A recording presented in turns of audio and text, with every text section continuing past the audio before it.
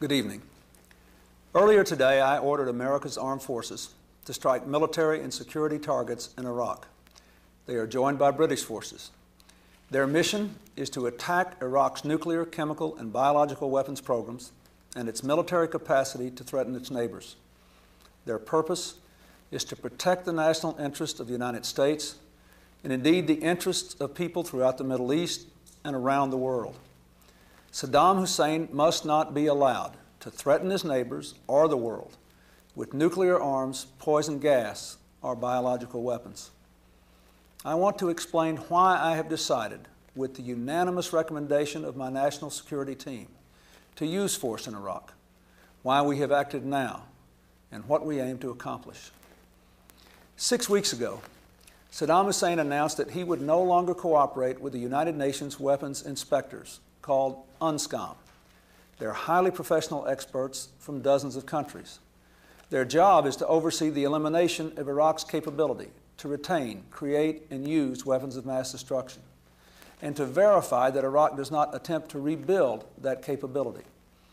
The inspectors undertook this mission first 7.5 years ago, at the end of the Gulf War, when Iraq agreed to declare and destroy its arsenal as a condition of the ceasefire. The international community had good reason to set this requirement. Other countries possess weapons of mass destruction and ballistic missiles. With Saddam, there's one big difference. He has used them, not once, but repeatedly, unleashing chemical weapons against Iranian troops during a decade-long war, not only against soldiers, but against civilians, firing Scud missiles at the citizens of Israel, Saudi Arabia, Bahrain, and Iran. Not only against a foreign enemy, but even against his own people, gassing Kurdish civilians in northern Iraq. The international community had little doubt then, and I have no doubt today, that left unchecked, Saddam Hussein will use these terrible weapons again. The United States has patiently worked to preserve UNSCOM as Iraq has sought to avoid its obligation to cooperate with the inspectors. On occasion, we've had to threaten military force, and Saddam has backed down. Faced with Saddam's latest act of defiance in late October, we built intensive diplomatic pressure on Iraq, backed by overwhelming military force in the region. The UN Security Council voted 15-0 to condemn Saddam's actions and to demand that he immediately come into compliance.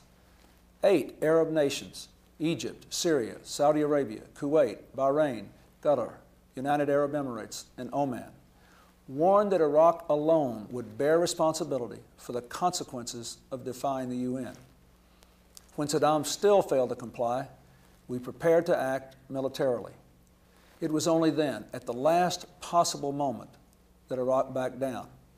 It pledged to the UN that it had made, and I quote, a clear and unconditional decision to resume cooperation with the weapons inspectors. I decided then to call off the attack with our airplanes already in the air because Saddam had given in to our demands. I concluded then that the right thing to do was to use restraint and give Saddam one last chance to prove his willingness to cooperate. I made it very clear at that time what unconditional cooperation meant, based on existing UN resolutions and Iraq's own commitments. And along with Prime Minister Blair of Great Britain, I made it equally clear that if Saddam failed to cooperate fully, we would be prepared to act without delay, diplomacy, or warning. Now, over the past 3 weeks, the UN weapons inspectors have carried out their plan for testing Iraq's cooperation. The testing period ended this weekend, and last night, UNSCOM's chairman, Richard Butler, reported the results to UN Secretary General Annan. The conclusions are stark, sobering, and profoundly disturbing. In 4 out of the 5 categories set forth, Iraq has failed to cooperate. Indeed, it actually has placed new restrictions on the inspectors. Here are some of the particulars. Iraq repeatedly blocked UNSCOM from inspecting suspect sites. For example, it shut off access to the headquarters of its ruling party and said it will deny access to the party's other offices, even though UN resolutions make no exception for them and UNSCOM has inspected them in the past. Iraq repeatedly restricted UNSCOM's ability to obtain necessary evidence. For example, Iraq obstructed UNSCOM's effort to photograph bombs related to its chemical weapons program. It tried to stop an UNSCOM biological weapons team from videotaping a site and photocopying documents, and prevented Iraqi personnel from answering UNSCOM's questions. Prior to the inspection of another site, Iraq actually emptied out the building, removing not just documents, but even the furniture and the equipment. Iraq has failed to turn over virtually all the documents requested by the inspectors.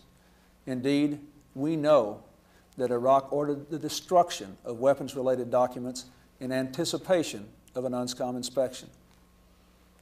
So Iraq has abused its final chance. As the UNSCOM report concludes, and again I quote, "Iraq's conduct ensured that no progress was able to be made in the fields of disarmament. In light of this experience, and in the absence of full cooperation by Iraq, it must regrettably be recorded again that the Commission is not able to conduct the work mandated to it by the Security Council with respect to Iraq's prohibited weapons program." In short, the inspectors are saying that even if they could stay in Iraq, their work would be a sham. Saddam's deception has defeated their effectiveness. Instead of the inspectors disarming Saddam, Saddam has disarmed the inspectors. This situation presents a clear and present danger to the stability of the Persian Gulf and the safety of people everywhere. The international community gave Saddam one last chance to resume cooperation with the weapons inspectors. Saddam has failed to seize the chance, and so we had to act, and act now. Let me explain why. First, without a strong inspection system, Iraq would be free to retain and begin to rebuild its chemical, biological, and nuclear weapons programs in months, not years. Second, if Saddam can cripple the weapons inspection system and get away with it, he would conclude that the international community, led by the United States, has simply lost its will. He will surmise that he has free rein to rebuild his arsenal of destruction.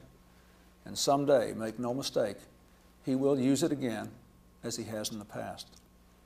Third, in halting our airstrikes in November, I gave Saddam a chance, not a license.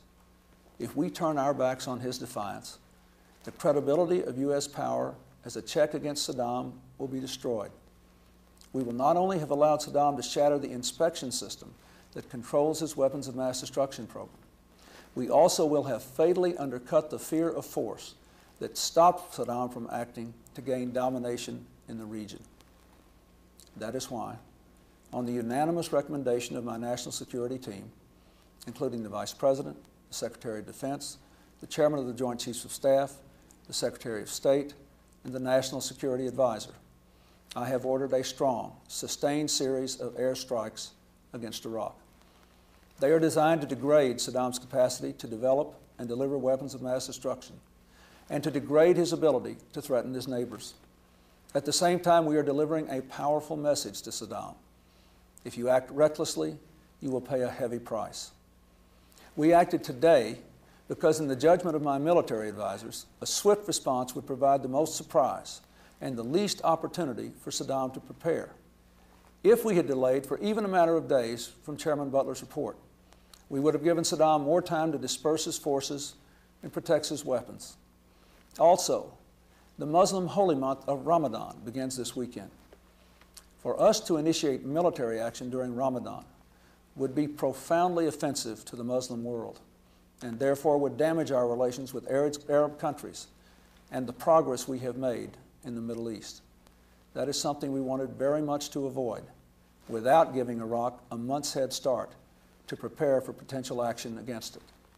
Finally, our allies, including Prime Minister Tony Blair of Great Britain, concurred that now is the time to strike. I hope Saddam will come into cooperation with the inspection system now and comply with the relevant UN Security Council resolutions. But we have to be prepared that he will not, and we must deal with the very real danger he poses. So we will pursue a long-term strategy to contain Iraq and its weapons of mass destruction, and work toward the day when Iraq has a government worthy of its people. First, we must be prepared to use force again if Saddam takes threatening actions, such as trying to reconstitute his weapons of mass destruction or their delivery systems, threatening his neighbors, challenging Allied aircraft over Iraq, or moving against his own Kurdish citizens. The credible threat to use force, and when necessary, the actual use of force, is the surest way to contain Saddam's weapons of mass destruction program, curtail his aggression, and prevent another Gulf War. Second, so long as Iraq remains out of compliance, we will work with the international community to maintain and enforce economic sanctions. Sanctions have cost Saddam more than $120 billion, resources that would have been used to rebuild his military. The sanction system allows Iraq to sell oil for food, for medicine, for other humanitarian supplies for the Iraqi people. We have no quarrel with them. But without the sanctions, we would see the oil for food program become oil for tanks, resulting in a greater threat to Iraq's neighbors and less food for its people. The hard fact is that so long as Saddam remains in power, he threatens the well-being of his people, the peace of his region, the security of the world. The best way to end that threat, once and for all, is with a new Iraqi government, a government ready to live in peace with its neighbors, a government that respects the rights of its people. Bringing change in Baghdad will take time and effort. We will strengthen our engagement with the full range of Iraqi opposition forces and work with them effectively and prudently. The decision to use force is never cost-free. Whenever American forces are placed in harm's way, we risk the loss of life. And while our strikes are focused on Iraq's military capabilities, there will be unintended Iraqi casualties. Indeed, in the past, Saddam has intentionally placed Iraqi civilians in harm's way in a cynical bid to sway international opinion. We must be prepared for these realities. At the same time, Saddam should have absolutely no doubt. If he lashes out at his neighbors, we will respond forcefully. Heavy as they are, the cost of action must be weighed against the price of inaction. If Saddam defies the world and we fail to respond, we will face a far graver threat in the future. Saddam will strike again at his neighbors. He will make war on his own people. And mark my words, he will develop weapons of mass destruction. He will deploy them, and he will use them. Because we're acting today, it is less likely that we will face these dangers in the future. Let me close by addressing one other issue. Saddam Hussein and the other enemies of peace may have thought that the serious debate currently before the House of Representatives would distract Americans or weaken our resolve to face him down. But once more, the United States has proven that although we are never eager to use force, when we must act in America's vital interests, we will do so. In the century we're leaving, America has often made the difference between chaos and community, fear and hope. Now, in a new century, we'll have a remarkable opportunity to shape a future more peaceful than the past, but only if we stand strong against the enemies of peace. Tonight, the United States is doing just that. May God bless and protect the brave men and women who are carrying out this vital mission and their families. And may God bless America.